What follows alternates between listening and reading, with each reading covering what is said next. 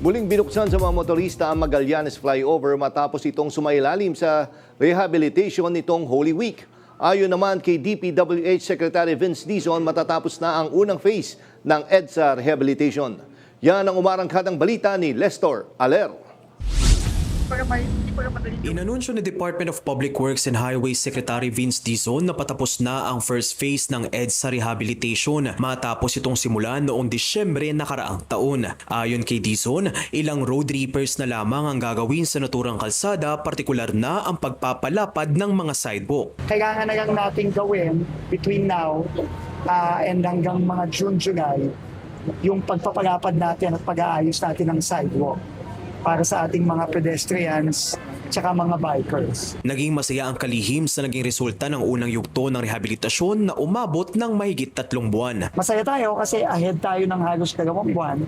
Tapos alam nyo naman, yung original budget dito ng EDSA Rehab na 17 billion, napababa natin ng 1/3 na lang, less than 6 billion. Ngayong Abril sisimula ng ahensya ang bidding para sa gagawing phase 2 ng pagkukumpuni ng EDSA at ang gagawin sa mga susunod na buwan gaya ng road reblocking mula sa Orense hanggang Monumento. Ayon sa DPWH, sa oras na alas 10 ng gabi hanggang alas 4 ng umaga pa rin gagawin ng ilang mga road repairs at pipilitin ng ahensya na gagawing 24 oras ang trabaho kapag holiday. Wala pa eksaktong deadline kung kailan matatapos ang EDSA rehabilitation ayon kay DPWH Secretary Vince Dizon.